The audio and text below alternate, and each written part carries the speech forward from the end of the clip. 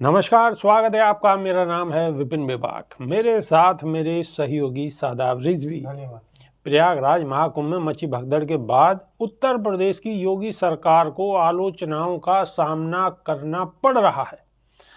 मौनी अमावस्या पर भगदड़ को लेकर योगी सरकार पर निशाना साधते हुए शंकराचार्य अवमुक्तेश्वरानंद सरस्वती ने कहा है कि मौजूदा सरकार ने कहा था कि 40 करोड़ लोग आने वाले हैं, लेकिन व्यवस्था 100 करोड़ लोगों की है, लेकिन आए तो सिर्फ 40 करोड़ लोग ही। तो अव्यवस्था कैसे हो गई? सरकार से 5 से 10 करोड़ लोग क्यों नहीं संभाले गए? ललन टॉप से बातचीत में शंकराचार्य ने कहा कि पत्रकारों ने हमें तस्वीर लाकर दिखाई। लोगों पर जो कफन बंधे हुए हैं उस पर हर शव का नंबर लिखा हुआ है। किसी शव पर 58, किसी पर 37 तो किसी पर 64 नंबर लिखा हुआ था। 1500 लोग गायब हैं। उनको लेकर लोग परेशान हैं कि उन्हें उनके साथ वालों का पता नहीं चला। शंकराचार्य ने कहा है कि हमारा सवाल ये नहीं कि क्या घटना हो गई, घटना दुर्भाग्यपूर्ण है और हमारे पास रोने के अलावा कुछ नहीं है। लेकिन 18 घंटे तक सीएम योगी ने घटना को छुपा कर रखा और कहा कि अफवाहों पर ध्यान न दें। इतनी बड़ी घटना को छुपा करके रखा, ये बहुत पीड़ाजनक बात है और इस वजह से हम अब भी उनसे आक्रोश में हैं। आपको कोई दोषी भी नहीं कह सकते क्योंकि घटना के कारणों का पता भी नहीं चला था, लेकिन घटना को छुपाना सबसे बड़ी पीड़ा हमको हुई है। शंकराचार्य ने कहा है कि हम हादसे को लेकर मीडिया पर नहीं बल्कि सीएम योगी पर भरोसा कर रहे थे, क्योंकि उनके पास सबसे सटीक जानकारी होगी। हम उनके एक्स हैंडल फॉलो कर रहे थे। सीएम ने 28 जनवरी की रात मौनी अमावस्या की बधाई दी थी। इसके बाद 8 बजे सुबह उनका ट्वीट आया कि शांतिपूर्ण स्नान हो रहा है, अफवाहों पर ध्यान न दें। हमें लगा कि सीएम के खिलाफ साजिश की जा रही है, लेकिन बड़ा धोखा दिया गया। घटना के दिन संगम तट पर फूल बरसाने की घटना पर भी शंकराचार्य ने प्रतिक्रिया देते हुए इसे शर्मनाक बताया। उन्होंने कहा कि शर्म का विषय है, लज्जा का विषय है। जो मृत्यु हुई उसे अफवाह बताकर उनको अपमानित किया गया। इस पर हमें बहुत ज़्यादा उत्तर प्रदेश सरकार और योगी आदित्यनाथ पर हमको भी बहुत ज़्यादा अफसोस है। लोगों के साथ जो बर्ताव किया गया वो अनुचित है। शादाब रिजवी जी, इस पर मेरी अपनी कोई टिप्पणी नहीं है, जी, व्यक्तिगत कोई टिप्पणी नहीं है, लेकिन मैं कुछ लोगों की बात को, कुछ लोगों की टिप्पणी को जरूर सामने रखना चाहूँगा। जी, जैसे अविमुक्तेश्वरानंद एक शंकराचार्य हैं और एक शंकराचार्य की कीमत क्या होती है, उनके पद की गरिमा क्या होती है और उनका स्टेटस क्या होता है, ये बात अब लोगों को समझानी पड़ रही है, बतानी पड़ रही है। जी, क्यों? क्योंकि अगर शंकराचार्य अविमुक्तेश्वरानंद सरस्वती कोई बात कह रहे हैं तो वो यूं ही हवाई बात नहीं है और ना ही उनकी कोई जाति दुश्मनी सरकार से है, बिल्कुल, और ना ही वो पॉलिटिक्स में है, जी, किसी भी राजनीति में नहीं है। और उनको समझाने के लिए जो लोग उनको बुरा कर रहे थे, वो एक तबका था जो आईटी सेल जिसको कहा जा रहा है, वो अविमुक्तेश्वरानंद के खिलाफ भी बात कर रहा था योगी आदित्यनाथ की छवि बचाने के लिए। लेकिन आपको याद होगा, एक बाबा हैं जो बिल्कुल भी कंट्रोवर्सी में नहीं रहते हैं, सब लोगों के भलाई की और उनके हित की बात करते हैं। उनका नाम है प्रेमानंद महाराज। मथुरा के हैं, पीले वस्त्र पहनते और पीले ललाट पे अपने माथे पर तिलक लगाकर हमेशा सबकी कामना की, सारे धर्मों की, सारी मानवता की, हमेशा उनके हित की बात करते हुए जी, नजर आते हैं।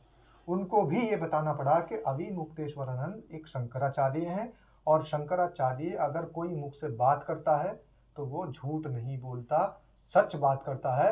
और दूसरी बात, शंकराचार्य हमारे सनातन धर्म के राजा होते हैं। तो सनातन धर्म के राजा अगर गलती बता रहे हैं योगी आदित्यनाथ की, तो इस देश के अंधभक्तों को ये समझ लेना चाहिए कि भक्ति अगर करनी है तो ईश्वर की करो, भक्ति अगर करनी है तो शंकराचार्यों की करो, भक्ति अगर करनी है तो फिर आप भगवान राम की भक्ति करो, बिल्कुल, मर्यादा पुरुषोत्तम राम है।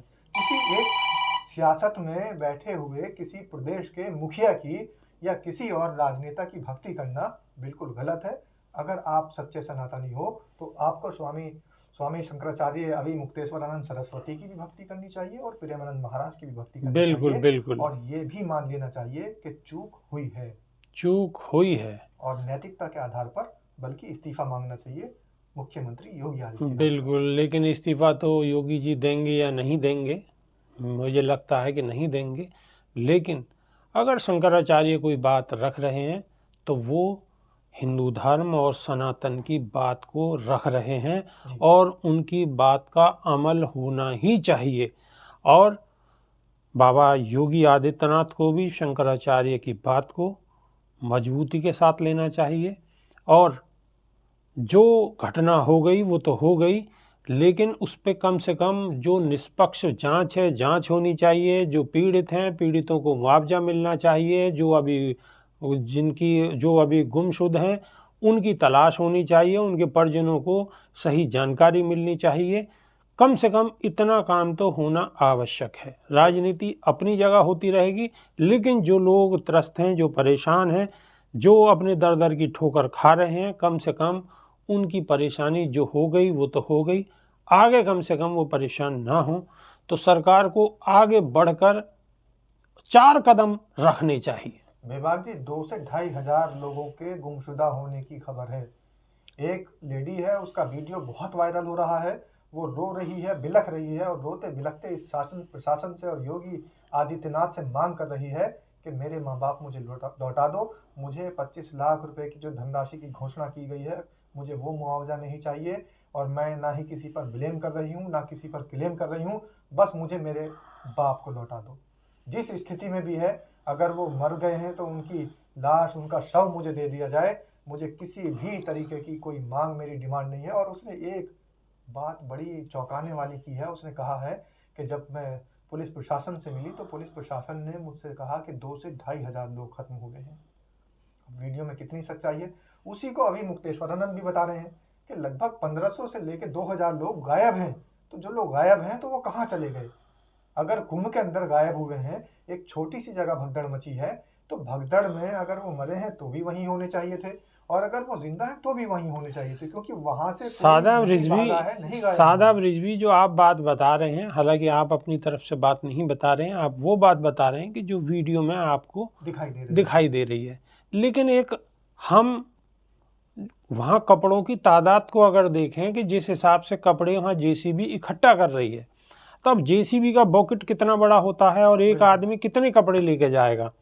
जब कई ट्रॉलियों में और ट्रकों में वहाँ खाली कपड़े जो वहाँ पे पड़े हुए थे, जो जिनके साथ जिनके जूते, चप्पल, बैग, जो भी सामान था, वो अगर ट्रॉलियों में भर के गया है तो वो 50 आदमियों का सामान तो होगा नहीं, वो कम से कम हजारों आदमियों का सामान है। तो कहीं ना कहीं इस चीज़ को और ज़्यादा इन कपड़ों से बल मिलता है। आप कैसे सोचते हैं? कमेंट के माध्यम से अपनी राय अवश्य रखें। आपकी राय का इंतज़ार रहेगा। तो अभी के लिए सिर्फ इतना ही। नई वीडियो में फिर रूबरू होंगे। बहुत बहुत शुक्रिया। नमस्कार। धन्यवाद।